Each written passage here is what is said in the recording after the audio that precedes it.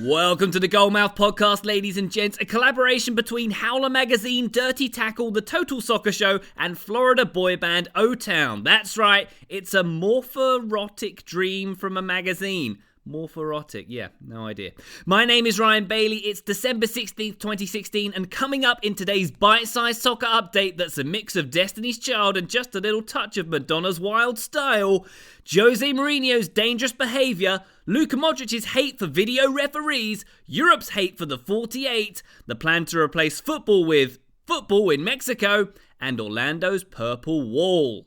First up, Jose Mourinho received the zillionth touchline ban of his career last month when he kicked a water bottle on the sidelines. Some fans were outraged that the special one was forced to take a special seat in the stands for such a minor indiscretion, but the logic behind his ban has now been made public. A three-man Football Association committee has released a statement saying Mou, and I quote, aggressively kicked the bottle in a manner that could have endangered people around him regardless of the motivation to do so. It added that he kicked it recklessly and with little consideration of the consequences. Now, I've looked up the stats here, and 19 people a year are killed by Mourinho recklessly kicking water bottles. There's a higher chance of suffering a Mourinho water bottle fatality than being struck by lightning. The FA were totally right to enact that punishment, and I think they really should have thrown the book at him. Well, as long as they didn't throw it aggressively or with little consideration of the consequences. Next up, some news about Real Madrid's best player. No, I'm not talking about the one who just scored his 500th goal at the Club World Cup or the Welsh one on crutches. It's Luka Modric, of course. The Croatian midfielder is not a fan of video referees, it turns out. After Cristiano Ronaldo scored against Club America on Thursday, the referee referred the goal to the video referee to check for offside. It meant he'd scored, then he hadn't, then he had. It was a little bit weird. Luka Modric after the game said, video assistance is a new innovation which I don't like, to be honest. It creates a lot of confusion and it's not football for me. We had a meeting with the referees the other day to discuss video assistance replays. I didn't listen too much as I don't expect it to continue. Wow, I didn't listen too much as I don't expect it to continue. Sounds a lot like what Chelsea players were saying under Mourinho at Chelsea this time last year. Am I right? Am I right, guys? Yeah, you know I'm right. Next up, some hate on the 48. I'm not talking about the continental United States here, but the proposed 48-team World Cup. According to the BBC, the European Club Association has said there are already an unacceptable amount of games in the year, and an expanded World Cup won't help things. Yeah, FIFA, stop trying to make more money out of players by making them play more games. European teams need those players to be fresh for their money-spinning summer tours of the USA.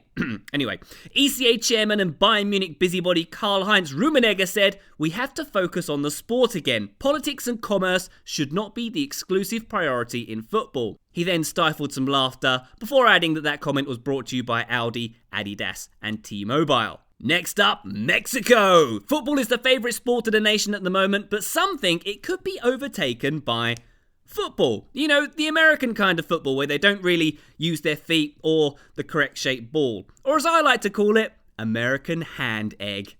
According to the head of NFL Mexico, the NFL fan base in Mexico has grown 300% in the past 8 years. And in the past 8 minutes, my belief that NFL will never overtake soccer in Mexico has also grown 300%. Amazing, right? Also, one more number for you here. 300% of statistics are made up on the spot. And finally, purple wall, purple wall. Yes, the sweaty cartoon mouse-infested swamp town of Orlando is building a new stadium for Orlando City SC at the moment. And they've made a brilliant new addition, a safe standing zone. Yes, just like the Bundesliga has, and the Premier League also wants. Not only does it mean they'll be able to pack loads more crazy Florida people into the stands, 4,000 to be precise, but they can create the equivalent of Borussia Dortmund's yellow wall, the purple wall. It sounds brilliant, and it's going to open in 2017. Alrighty then, that's your lot for today. Thank you so much for listening, and if you haven't already, please do a subscribe to this, and do a subscribe to the Goalmouth newsletter, and if you really love us, do a lovely review on iTunes too. It really does help more people find us, and it means folks like Lucas Muller can say, this is a must listen for all soccer fans. Well, thanks, Lucas. You da real MVP round here. Finally, a cheeky giveaway from the Howler shop. Go to shop.howlermagazine.com and look at the 7 prints there.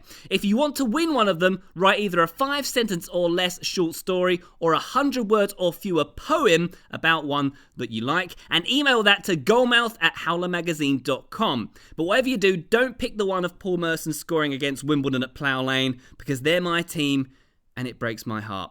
I leave you today with your Goalmouth top tip. Aggressively kick balls, not bottles. Love to your mothers. See you next time.